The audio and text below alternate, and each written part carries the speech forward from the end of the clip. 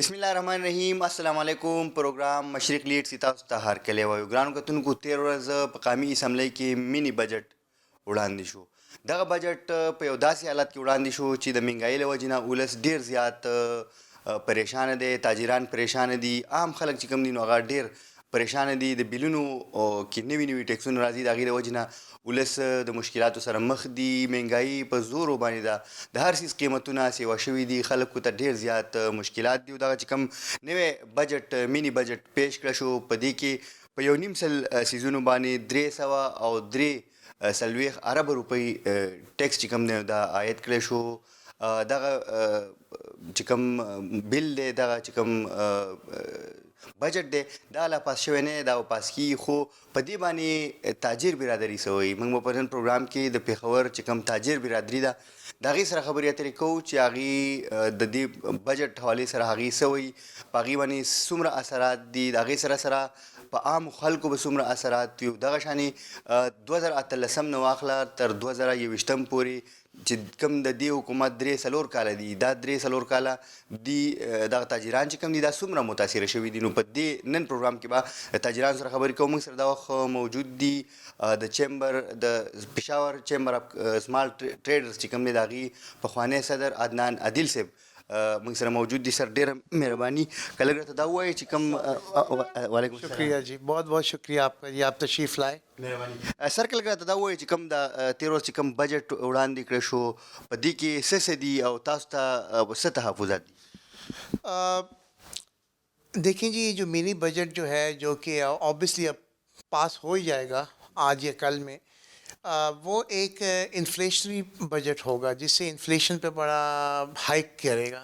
آلریڈی ہم اس وقت 18%، گورنمنٹ تو کہہ رہی ہے کہ 10-11% ہمارا آفیشیل اور انفلیشن ہے، لیکن انفلیشن کی ایک ڈیفینیشن ہوتی ہے کہ آپ اس میں کون کون سے سیگمنٹس ایڈ کرتے ہیں. کیا آپ نے ایگریکلچر ایڈ کیا ہے، کیا آپ نے اپنا جی ڈی پی کو پراپرلی ہر کموڈیٹیز اور ہر چیز اور ہر سروس کو ایڈ کیا ہے. انفلیشن کو کیلکولیٹ کرنے کا ایک بڑا ان ڈیپتھ فارمولہ ہوتا ہے. اینی ہمیں یہ لگتا ہے ایز اے بزنس مین کہ انفلیشن اس وقت 18-19% پہ آپ کا ایگزسٹنگ چل رہا ہے.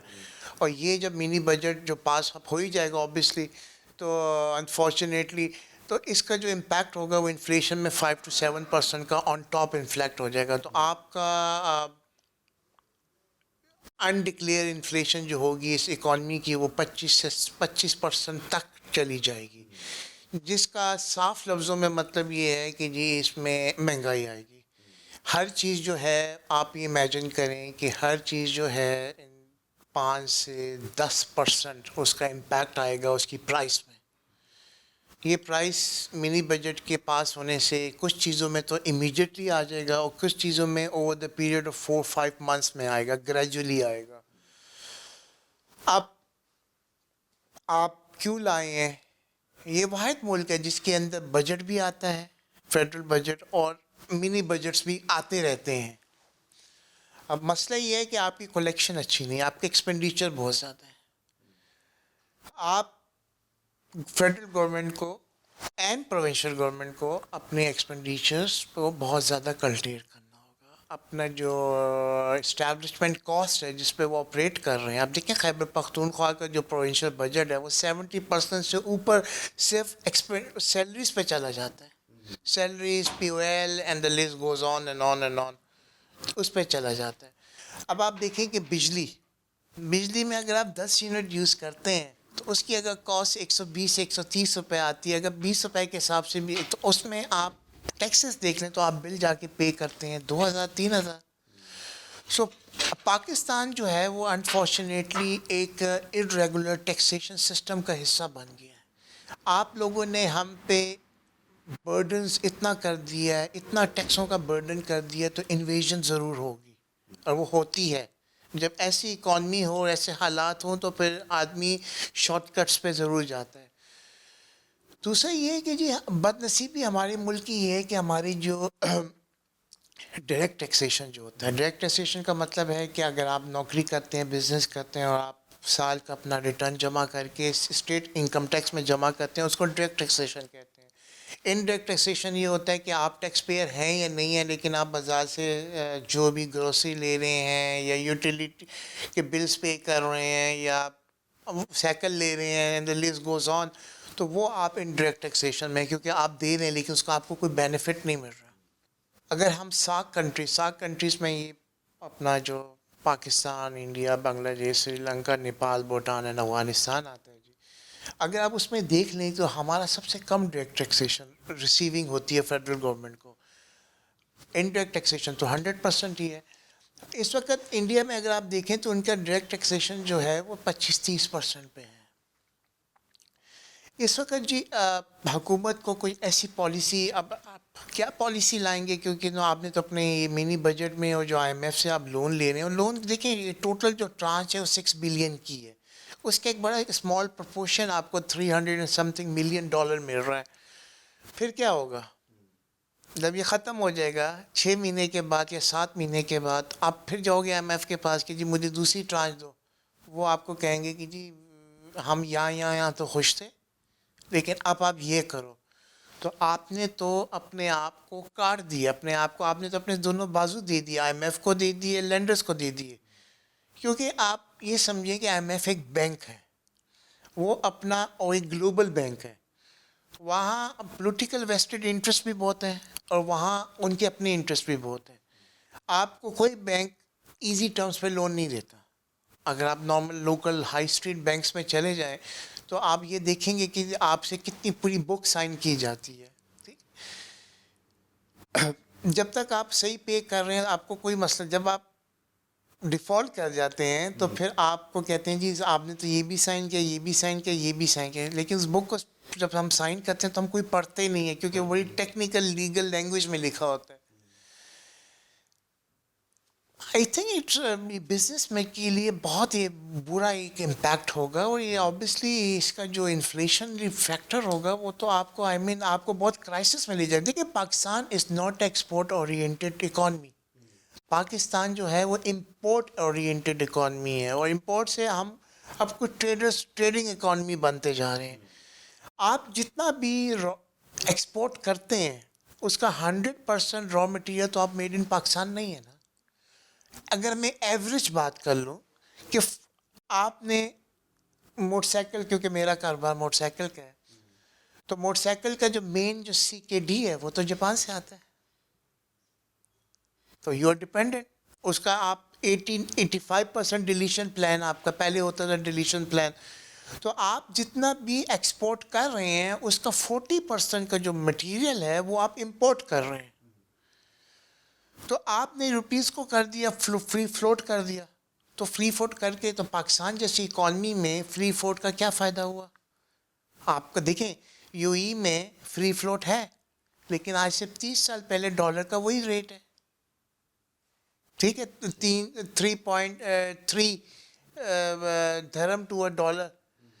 آپ کا تو صبح شام دن رات 5-6 دفعہ ریٹ فلک، تو اب ایک بندہ جو ایکسپورٹ امپورٹ کے بزنس میں ہے یا وہ اس نے انٹرنیشنل مارکیٹ میں کام کرنا ہے وہ کس ریٹ پہ کرے گا؟ پھر آپ ہیجنگ پہ جائیں گے۔ ہیجنگ کا مطلب یہ ہوتا ہے کہ جی آپ نے کہا کہ جی یہ تو انسٹیبل اکانومی ہے، مجھے کل پتہ نہیں ہے کہ کل ڈالر کا کیا ریٹ ہوگا، کیونکہ آپ تو ڈالر بیس اکانومی ہو نا، تو آپ کا کیا ریٹ ہوگا؟ یار میں نے یہ کرنا ہے، کل میں اگر یہ اوپر نیچے ہو گیا تو میرا تو یہ لاس ہو جائے گا کنسائن میں، آپ میرے لیے ڈالر کو فکس کر دو، 6 مہینے 1 سال کے لیے میرا یہ فکس کر دو، اس کو کہتے ہیں ہیجنگ۔ تو جب وہ ہیجنگ کرے گا اس کی ایڈیشنل کاسٹ آئے گی۔ تو آپ مجھے بتائیں کہ جی وائی ول پیپل بائی تھنگ فرام پاکستان؟ جسٹ ون ریزن کہ آپ کی روپیز جو ہے فردر ڈیویلیوڈ ہو چکی ہے اور آپ کو سستا، لیکن آپ تو اب ایکسپورٹ انڈسٹری سے زیرو ریٹڈ ختم کر رہے ہیں سارے جو کنسیشنز ہیں، تو وہ کہاں آپ کو سستا پڑے گا؟ اگر آپ آج ٹیکسٹائل یا کچھ پروڈکٹس میں ایکسپورٹ اچھی کر رہے ہیں کرونا اس کی وجہ سے، تو اس کا تو آپ نے کوئی کام نہیں کیا نا جی، اس کی تو وجہ یہ ہے کہ جی انڈیا اور بنگلہ دیش بند پڑا ہوا ہے،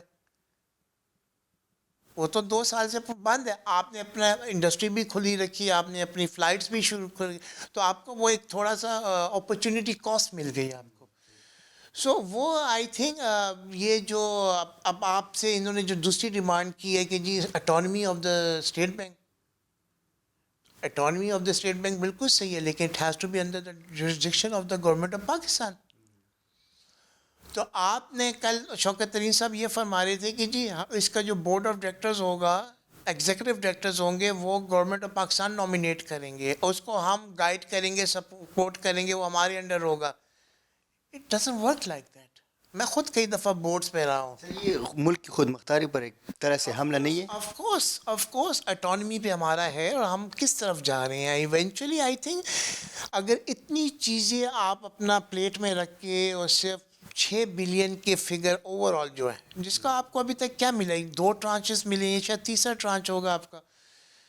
آئی تھنک آپ ایک اپنے آپ کو اس سچویشن میں لا رہے ہیں کہ آپ جو ہوگا, آپ کا آنے والی کئی نسلیں دنیا کی ابھی بھی تو آپ تقریباً $2,000 یا $2,500 دنیا کے مقروض ہیں نا, ہر پاکستانی مقروض ہے. تو آپ اپنے آپ کو اس پوزیشن پہ لا رہے ہیں کہ جی آپ کا اس سے جو اٹس لائک اے ورلپول, آپ دلدل, آپ پھنستے جا رہے ہیں. اس سے کیسے نکلیں گے؟ آنے والی حکومتوں کے لیے بڑا مشکل ہوگا. لیکن اس میں ایک چیز جو ہے, گورنمنٹ کو آپ نے ایک سوال کیا تھا,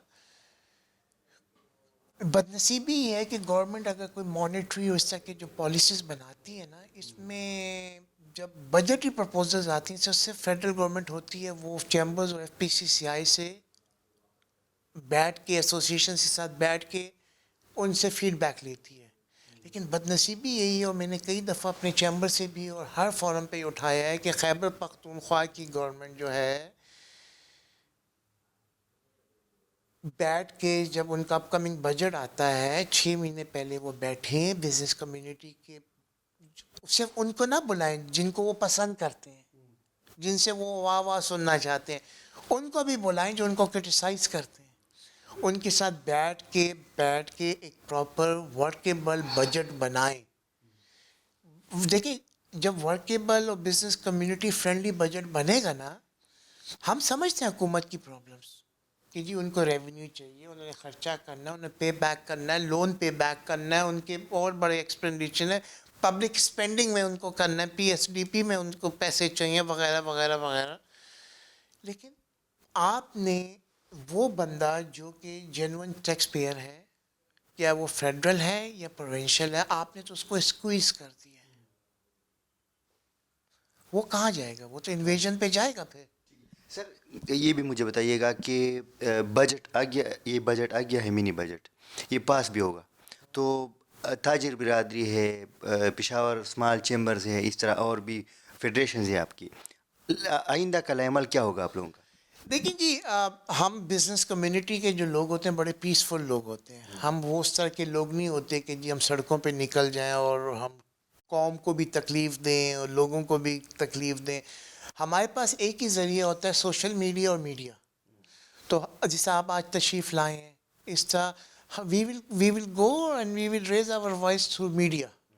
اور ہم خواہش کرتے ہیں کہ جی کہ اگر یہ ڈیفر ہو سکتا ہے تو اس کو ڈیفر کر دیا جائے, کیونکہ یہ اس ملک کے لیے منی بجٹ جو ہے ہو سکتا ہے ویسے ہوگا نہیں جی. کہاں ہوگا؟ جب مائنڈ سیٹ آپ کا بنا ہو, جب آپ اپنے آپ کو بیچنے کو تیار ہو, اپنے آپ کو گرانے کو تیار ہو. دیکھیں جی, جو لائف ڈگنیٹی کے ساتھ ہوتی ہے نا, وہ لائف ڈگنیٹی کے بغیر اس کی کوئی ویلیو نہیں ہوتی ہے. سر یہ منی بجٹ تو روز آتا ہے.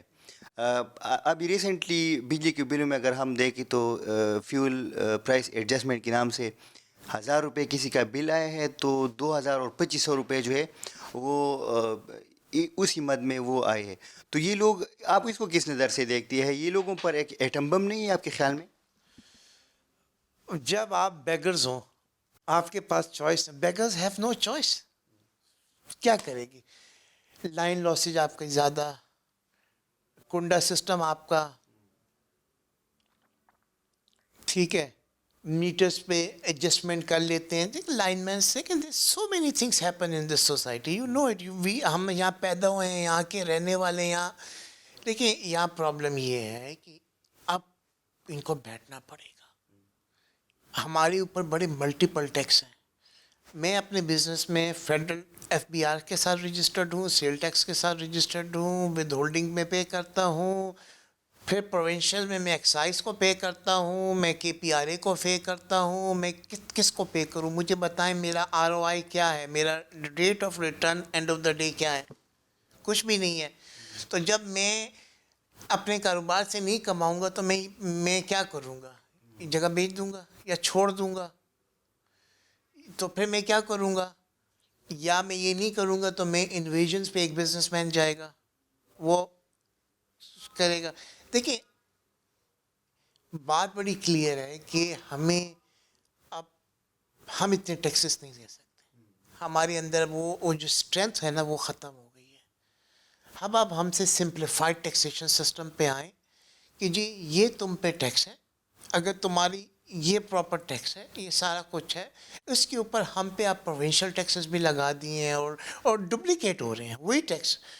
اگر میں مختلف ناموں سے, جی ہم 7-8 ٹیکسز فیڈرل اینڈ پروونشل ملا کے اینڈ دین پھر لوکل اینڈ پھر میونسپل اور پتہ نہیں کیا کیا دے رہے ہیں. سر یہ اب چل نہیں سکے گا. سر 2018 سے 2021 تک موجودہ حکومت کی 3 سال تاجر برادری کتنا متاثر ہوئی ہے, اور یہ بھی بتائیے گا کہ اب آپ کے مطالبات کیا ہے, کیا چاہتے ہیں حکومت سے کہ اتنی جو مسائل ہیں کس طریقے سے حل ہوں گے؟ دیکھیں جی اب یہ گورنمنٹ کو سوچنا پڑے گا کہ وہ بزنس کمیونٹی کی ایگزسٹنس چاہتے ہیں یا نہیں چاہتے. سمپل از دیٹ. اگر وہ ایگزسٹنس چاہتے ہیں تو اب ان کو بزنس کمیونٹی کے ساتھ بڑا سنسیئرلی بیٹھ کے ہوم ورک کرنا پڑے گا.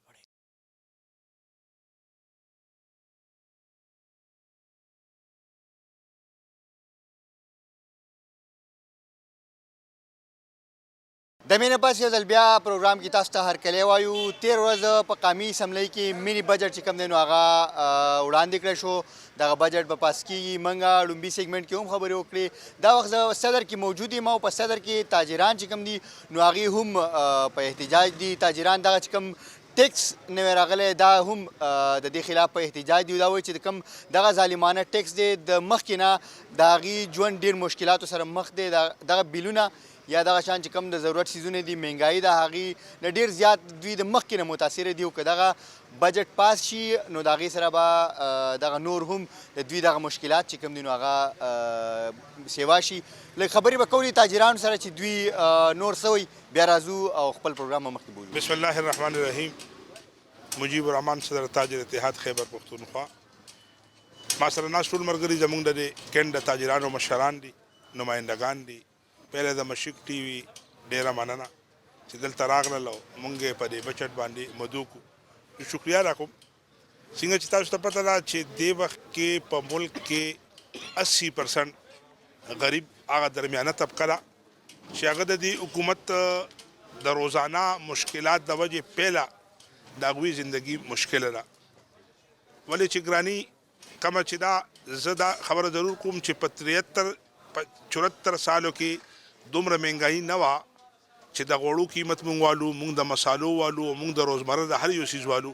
نو په ټول 74 سال کې چې کمو د غوړو قیمت د 110 نه چې کم ارزان غوړي وو 160 پورې وو. نن په 3 کالو په 3 نیم کالو کې هغه غوړي 100 نه 250% ګران شول. دارنګې مسالې, دارنګې ادویات. دې وخت کې قوم چې کم دی د دې نه تنګ روزانه احتجاجونه ګوره. تاسو وګورئ چې نن په پاکستان کې هر اداره چې کومه ده هغې په سړک راوتلې ده, خو د ډاکټر په شکل کې ده, خو د وکیل په شکل کې ده, خو د استاد په شکل کې ده, خو د وابډي په شکل کې ده, یا نور ورکران دي, یا لیبر دی, یا دکانداران دي, تاجران دي, عوام دي, روتي دي. خو دا پرون بچت چې کوم پیش شوی دی نو زه خو په دې نه پوهېږم. زما خیال دا دی زه بیا سي ته تاجر نماینده دا خبره ضرور کول غواړم چې زما خیال دا دی چې دوی زمونږ پاکستان خرڅ که ګیروي یې څنګه چې خلکو سره نوې کم ریټونه چې کم دي دا به زه نه پوهېږم چې دا دوی کم اړخ ته بوځي. زما په خیال دا چې دوی بوځي دا انقلاب اړخ ته ځي. ولې چې په دې کې ادویات خام مال ګران شو, په دې کې آیل ګران شول, په دې کې جوړلی خو پرې په شادي حالو ټیکس ولګېده, مرغي دانه ګرانه شوه, چرګ ګران شو, پی ګران شول, ماسته ګران شول. هر هغه شی چې کم فقیر, کم زمونږ غریب مزدور, کم چې 85% سار نواله تر ماښام پورې الله ګواه دی خپل کچن نشي پوره کولی. نو زه به چې د تاجر دا ضرور دوی ته وایم او دې وخت کې زه اپوزیشن ته وایم چې نن د اپوزیشن دا کار دی دې کې شک نشته چې بجټ به پاس شي अब پاس کیږي ولې چې په اسمبلو کې اکثریت چې دی هغه د حکومت دی خو دې وخت کې په کار دا ده چې اسمبلی کې څومره سیاسي اپوزیشن دی او زه حکومت کې ادارو ته په حکومت کې ناس خلکو ته وایم چې تاسو له دې خلکو ووټ درکړی دی تاسو یې نه پیژنئ تاسو د لوکل ګورنمنټ سیټونه نه شو ګټلی خو خلکو درکړل چې موږ په 70 سالو کې ډېر غمځپلي یو ډېر والی یو ډېر زخمیان یو 47 سال نه افغانوار بیا 14 کال نه زموږ چار چاپیره اور لګېدلې دهشتګردۍ شکار یو موږ کې به تبدیلي راشي ګراني به ختمه شي زما بچو له به روزګار ورکړي شي زما بچي له به اوبه ورکړي زما بچي له به تعلیم ورکړي نن په تعلیم ټیکس تاسو ګورئ نن په هسپتال ټیکس او دا وګورئ چې دوی موږ یو نوکریانې 1 کروڑ نوکریانې دي خلکو خپل د نوکرونه ګراني او بیا چې کله ګراني راځي زه به سیته یو دکاندار خبره کوم چې زما په دکان کې نن 3 سلمینان کار کوي او ګراني نور شو نو زه به 2 سلمینان کوم نو یو کس نه یو کس سره یو خاندان بیروزګاره کیږي نو زمونږ په پاکستان کې 80% هغه خلک دي چې هغه درمیاني طبقه سره تعلق لري او مونږه زه دا خبره کوم حکومت ته د هوش نه کار والی او مهرباني وکړي د ریاست مدینه خبره کوي د ریاست مدینه خبره کوي چې زه بدلته د ریاست مدینه اعظم نن د نبی علیه السلام د شان د ګستاخی دی کوي دا د ریاست مدینه نه دا به مونږ وایو چې دا د ریاست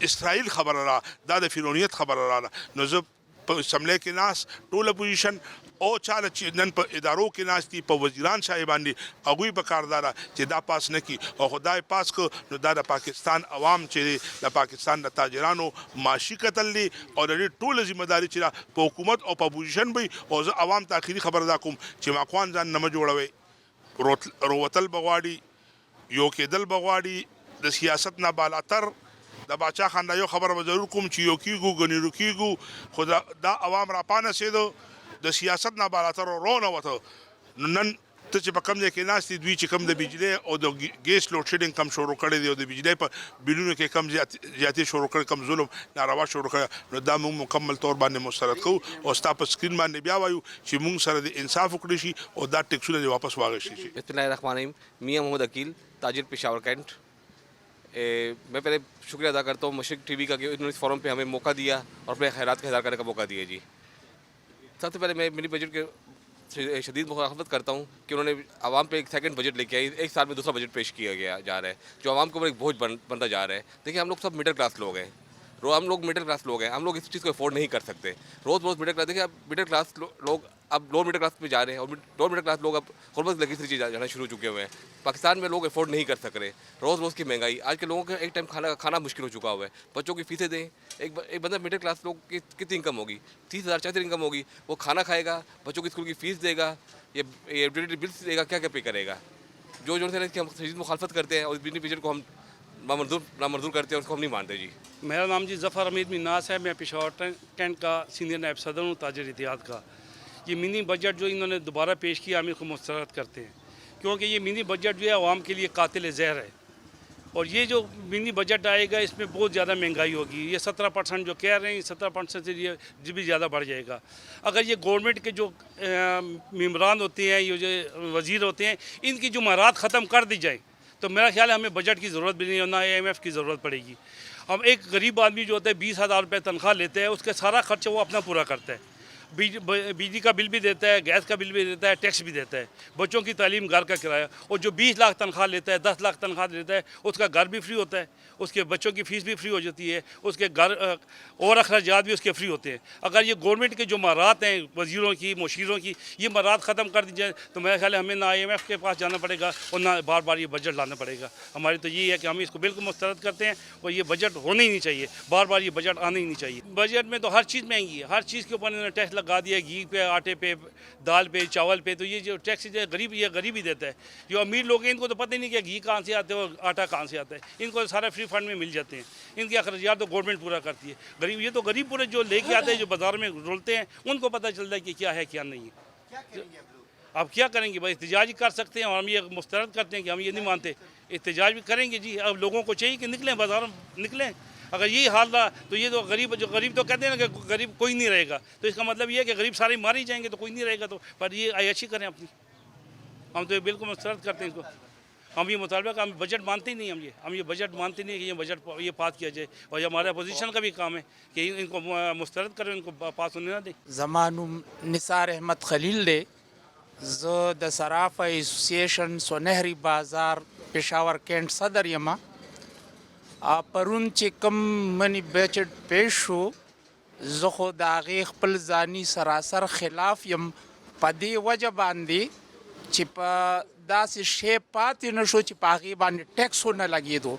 ما سیوای د مارغانو نه که په مارغانو د دې وس رسېدی شو کیدی شي چې دی په مارغانو هم ټیکس لګولی وي، خو په مارغانو یې وس نه رسیږي. په پیکینګ باندې د دې وس ورسېدو، په موبایلو د دې وس ورسېدو، په مسالو د دې وس ورسېدو، په ټماټرو الوګانو د دې وس ورسېدو چې کوم خوراک د غریب طبقې دی، د میډل کلاس دی، په هغې باندې دومره ټیکس عاید شو چې اوس د خپلو بچو هغه ګېډه پالنه ډېره ګرانه شوه، مشکله شوه. ولې چې اوس یو څوکیدار، یو مالی هغه په ګورنمنټ اداره کې دی یا په یو دکان کې دی، زیات نه زیات هغه 20,000 روپۍ میاشت اخلي. نو په دې 20,000 میاشت کې هغه د کور کرایي ورکي، که هغه د بجلی بل ورکي، که هغه د ګیس بل ورکي. اوس په بجلی کې که زمانه تپوس کې زما موجوده بل د کور 800 روپۍ راغو او په هغې باندې اف پی ای کم ټیکس ولګېدو هغه 2000 ولګېدو. دا کم انصاف دی؟ بالکل دا سراسر ناانصافي ده. په اسمبلو کې چې څومره اپوزیشن ناست دي زه هغې ته هم دا ریکویسټ کوم چې هغې مکمل مونږ سره تاجرانو سره ملا وتړي او د دې ګورنمنټ خلاف آواز وکړي چې دا غریب خلک دي خودکشۍ ته مزید تیار کړي دي. لہذا داسې شی پاتې نه دی ما سوای د مارغانو نه چې په هغې ټیکس ونه لګېدو. مونږ دا ټیکس نامنظوره و. اعوذ باللہ من الشیطان الرجیم. زمانوم سید فہیم شاہ دی او د تاجر اتحاد ایډیشنل جنرل سیکرټري ما.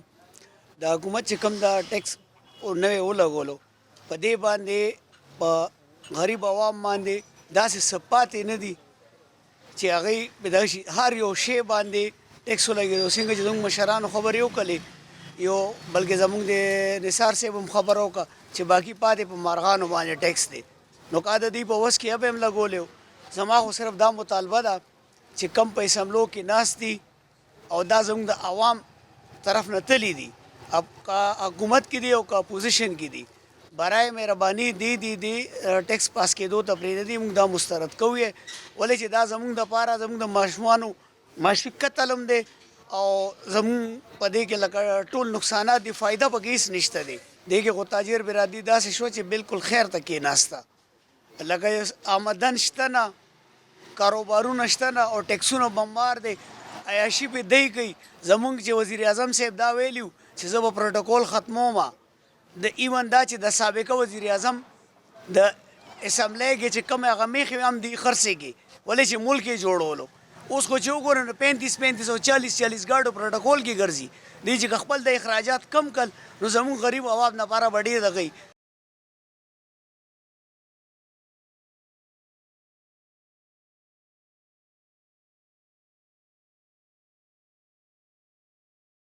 میرا نام جی سید عامر رضا ہے اور اسی بازار کا سیکٹری ہوں.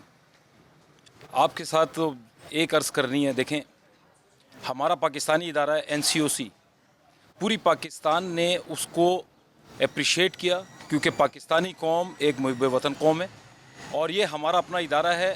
آج اسد عمر کا یہ بیان کہ ہم نے قابو پا لیا تو یہ عوام کی سپورٹ کے بغیر ممکن نہیں تھا.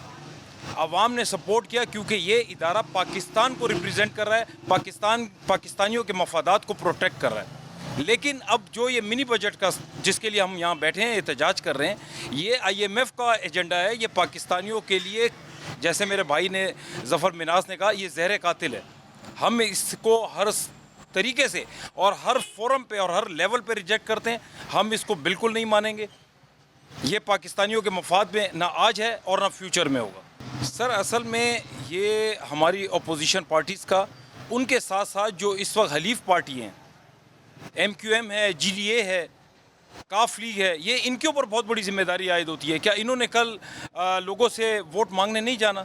آج جو وہ اس گورنمنٹ کو اور اس گورنمنٹ کے بیرونی ایجنڈے کو سپورٹ کر رہے ہیں, کیا کل انہوں نے عوام کے پاس ووٹ لینے نہیں جانا؟ ان کو بھی سوچنا چاہیے. عوام کیا کر سکتی ہے؟ عوام کو تو لیڈر چاہیے. لیڈر تو ہم نے بھیج دیے ہیں اسمبلیز میں, چاہے وہ اپوزیشن پارٹیز کی شکل میں, چاہے وہ PTI اس کی شکل میں, یا ان کی حلیف پارٹیوں کی شکل میں.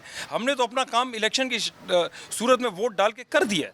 باقی تو اب ان پارٹیز کا کام ہے جو اسمبلی میں بیٹھی ہیں, جنہوں نے کل بھی اسمبلی میں ایک بہت اچھا پتلی تماشا کیا. بسم اللہ الرحمن الرحیم.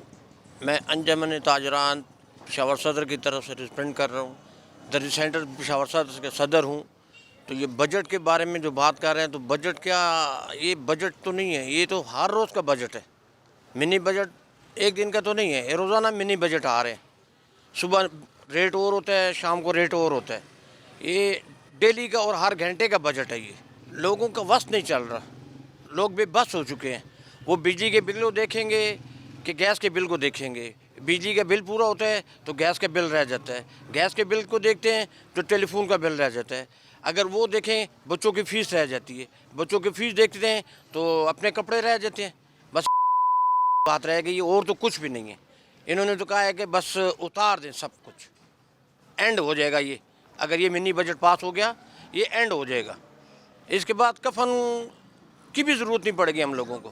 ان کو صرف اپنی فکر ہے, عوام کی فکر نہیں ہے. وہ جو کام کرتے ہیں اپنے لیے کرتے ہیں, ہمارے لیے نہیں کرتے, نہ آپ کے لیے کرتے. وہ اپنے مفاد کو دیکھتے ہیں, اپنے گھر کو دیکھتے ہیں. کل کی اخبار میں آیا نیپرا کے چیئرمین صاحب کا, وہ کہتے ہیں مجھے تو پتہ ہی نہیں ہے کہ یہ اتنا فیول ایڈجسٹمنٹ سرچارج لگایا جا رہا ہے. وہ بابا آپ کو نہیں پتا تو کہ محلے والوں کو پتا ہوگا. پھر وہ خود حیران ہو گئے ہیں کہ یار یہ کیا چیز ہے. ان کو خود نہیں پتا کہ یہ کیا چیز ہے. جب ان کو نہیں پتا, پھر انڈیا والوں کو پتا ہوگا کہ وہ کیا کر رہے ہیں, انہی کو بھیج دیتے ہیں. پھر ګران کتونکو دا د پیښور صدر تاجرانو چې دغه کم مینی بجټ دی په هغې باندې د خپلو تاثراتو اظهار دوی وکړو. دغه مینی بجټ چې کوم دی دا د یو ایټم بم چې کوم دی د غریب ولس لپاره او د دغه تاجرانو لپاره وګرځوو چې دې سره به د مهنګایي یو نوی طوفان چې کوم دی نو مخې ته راشي. او دوی وایي چې خلکو له اوس پکار دی چې اوس راوځي او د دغه چې کوم ظالمانه نوي ټیکسونه ولګېدل د دې خلاف دوی احتجاج ریکارډ کړي. دغه شان د حکومت سره سره دوی په اپوزیشن باندې هم اعتراضونه وکړل چې اپوزیشن هم خاموش دي په دې اړه باندې د هغې څه کردار چې کوم دی نو هغه مخې ته نه راځي. اوس وخت راغلی دی چې اپوزیشن جماعتونه هم خپل کردار ادا کړي. ګرانو کتونکو پروګرام شہزاد احمد صدیقی, ترجمان مرکزی تنظیم تاجران پشاور. نن تاسو راغلی مشرق ٹی وی شکریہ والا دا کومه چې هغه هر ټایم د تاجرانو مسایلو باندې آواز اوچتوي. اوس دا حکومت اړخ نه دا مینی بجټ چې نن سبا دا پیشکۍ لګیا دي, دا خو چې پیش شو نو دا تاسو دغسې وګڼئ چې IMF دا ایجنډه ده, اور IMF اړخ نه د پاکستان معیشت چې کم دی که نه هغې باندې دا ایټمي حمله ده. دا ایټمي حملې نه کم نه ده. مینی بجټ اصل کې دا عوام سره یو ظلم اور زیاتې دی. مینی بجټ کې تاسو وګورئ خورد و نوش چې کم اشیا دي هغې باندې هم چې دا 10% یا 17% دا کم ټیکسز لګي, همدغسې د شادي هالس شو هغې باندې هم دا ایډوانس ټیکس 5% چې کم هغه لګیا دي. دا یو ظلم دی, اور دا ظلم خالی د تاجرانو سره نه ده, دا ظلم عوام سره ده.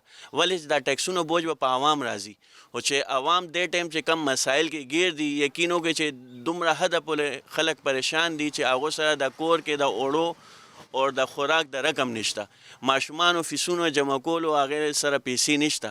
دا مینی بجټ چې څه ټایم حکومت دا پیش شو اور دا پاس شو, نو یقین وکړئ هغه تباهي به راځي چې حکومت په خپل هم نشي سنبالولی. حکومت سره پلانینګ نشته. نن سبا عوام څه غواړي؟ عوام دا نه غواړي چې ماله ته سړک جوړ کا, ماله بلډینګ جوړ کا, ماله پارک جوړ کا. عوام څه غواړي؟ عوام دا غواړي چې ماله ارزاني وکړه. عوام څه غواړي؟ ماله بچو لپاره رزق راکړه, روټۍ ورکوي. خو چې حکومت دې څیزونو نه قاصر دی, نو زه خو دا وایم چې د حکومت ته پکار چې د بسته بوریه اوچت کړي اور دې نه خپل عہدو نه استعفې ورکړي اور دا اسمبلیانې دې مات کړي اور لاړ دی شي. ولې چې عوام دې ټایم دې حده پورې مجبوره شول چې هغې وس نه لري چې د حکومت کې چې کم دا کسان ناست دي مونږ خپل لاسونه سره دی ونیسو اور د اسمبلو نه یې بهر کړو.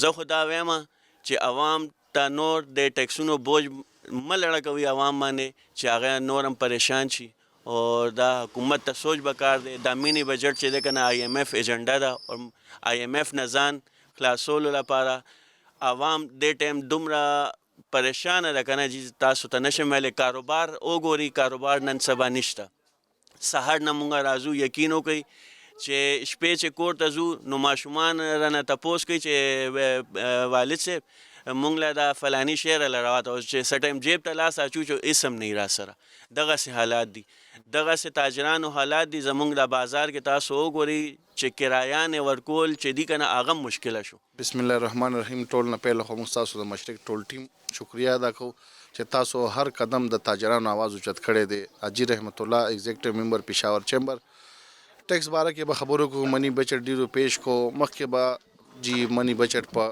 کال کې یا به یو پیرا پیش کېدو اوس جی روزانه منی بچټونه دي دا دي دولت نوم ورکو بقاعده پیش کو روزانه بچت دی مخکې به چته کال کې پیرا شي ګران شو پیټرول په هفته کې درې پیرې ګرانی کی نور چې کم دی اوس دی چې کم دی منی بچت کې کم شي یاد کو چیرې د عوام چې کم لوکل عوام دی دیو د پاره نو چې کم پرچونی عوام دی لکه اوس سبزی والا به یاد کو دا کم لوکل خلک دي نو په دې دوه باندې تاسو ټیکسونه ولګول نو عمران خان دا خبره کوي چې موږ دا خلک لکه دې ول ریلیف ورکو او مدینه ریاست جوړو نه مدینه ریاست به تاسو داسې جوړو چې کم غریب عوام دی هغه ټول تباہ کو هغې دو غریبانان چې کم دیاړي مار سړی دی 1,000 روپۍ نو چې هغه 1,000 روپۍ والی هغه به هغې کې څه څه کوي تاسو ماته دا وایي دا چې منی بچت دی خو لکه غریب تا ټول ختم کو ته زه غریب له ریلیف ورکوم چې غریب له ریلیف ورکې دا هغې خو دا کار دی چې تو ته دا سبزیان ارزانې کا دال نه ورته ارزان کا دا الله بنده بیلونه خلک نشي داخلولی تاسو په مشرق چینل باندې ما عرض وکړو چې جی دا 300 روپۍ بیل دی او پسې هغې د 3,000 روپۍ دا فل ټیکس او دا شي نه اچولی دي نو غریب 1,000 روپۍ دیاړي وکړي که ستاسو دا ټیکسونه پوره کړي یو ټیکس نه دی سار غریبانو ډکېږي هم ټیکس کې راپاسېږي هم په ټیکس کې نو خدا را موږ تاسو دا ویو چې خبرو باندې عمل وکړي چې کوم به تاسو کول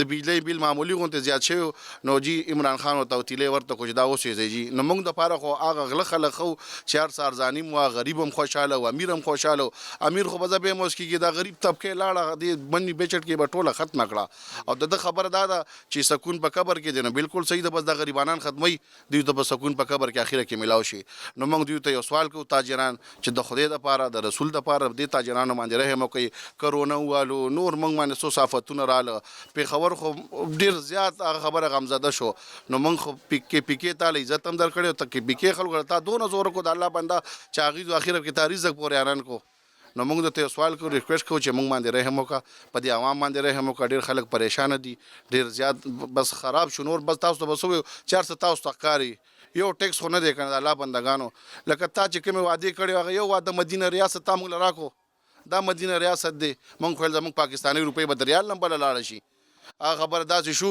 چې غریبانان د 1,000 نوټ دی ختم کو تا چې کومې وعدې موږ سره کړي دي کم موږ سره اعتمادونه را کړي دي په هغه اعتماد باندې تاسو ته اندازه مو شه دي دغه کې بلدیاتي الیکشن کې نور تاسو لکه دا کوئ آینده ستاسو کال پس الیکشن دی نو لکه دې الیکشن کې تاسو ته اندازه ولګي د بل الیکشن کې هم تاسو ته پته لګي غټ هغې کې به تاسو ته شیشه کې مخ ښکاره شي چې څه پوزیشن دی. بسم الله الرحمن الرحیم. خالد ګل مومند صدر پاکستان بزنس فورم ډسټرکټ پېښور ما سره ناست عرفان پراچا صاحب جنرل سیکرټري پاکستان بزنس فورم پېښور پرونی چې کوم دا هله ګوله په قومي اسمبلۍ کې وشوله او دا منی بجټ خبره بار د موجوده حکومت کولی لیکن دې موجوده حکومت خلک دې ته مجبوره کړل چې دا خپل وفاقي وزرا په دې باندې خپل منځ کې نښتي دي څوک دا 71 ارب روپۍ دي څوک 77 ارب دي بلکې د وفاقي وزیر داخله شیخ رشید دا بیانو چې لکه هغه ډېر زوړ سیاسي قسم دی او سیاستدان هم دی او هغه فکر غلط شو نو دینه دا معلومیږي دوی ته خپله تیاري نه وه نو دلته چې راغله هغې کوم پیش کړل دې نه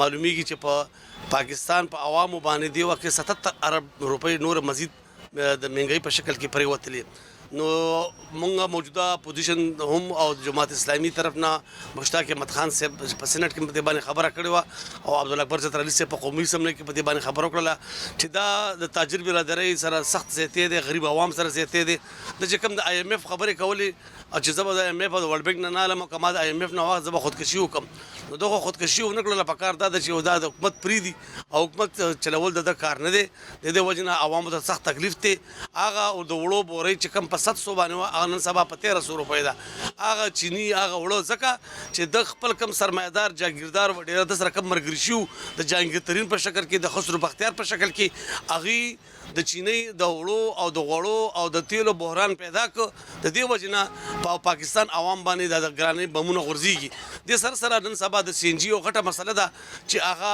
هم په دې ټول خبر کې په ټول پاکستان کې ده سی ان جي د ګیس د پاکستان د کې پی کې خپل پیداوار دی دې کې د هایکورټ فیصله هم راغلی ده د هغې نه باوجود هم په دې باندې حکومت ایکشن نه اخلي او د قطارونو والا د جنګ جګړې پکې کېږي او هغې سره چې د ریټ زیات شوی دی د 500 روپو لاره د رکشې والا د هغې 200 روپۍ اخلي داسې ټیکسیانو والا 300 روپۍ اخلي نو موږ خو دا وایو چې په دې وخت کې حکومت بالکل ناکامیابه شوی دی او هغه د آی ایم ایف په غېږ کې ناست دی او څه چې ورته آی ایم ایف او ورلډ بینک وایي هغه شانې کوي دې سره بدنامي جوړېږي ګرانو کتونکو د تاجرانو خبرې اترې تاسو واورېدلې څومره تاجران چې دي هغه ټول دغه چې کوم مینی بجټ راغلو د هغې نه پریشانه دي دوی دغه وایي چې دې سره به د مهنګایي یو نوی طوفان چې کوم دی نو هغه مخې ته راشي الرېډي دغه چې کوم بیلونه دي کم د خوراکي اشیا دي دغه قیمتونه د مخکې نه ډېر سیوا دي د هغې د وجې نه ولس پریشانه دی که دغه بیل پاس شي دغه بجټ پاس شي نو دغه سره به یو نوی طوفان د مهنګایي راشي د هغې سره به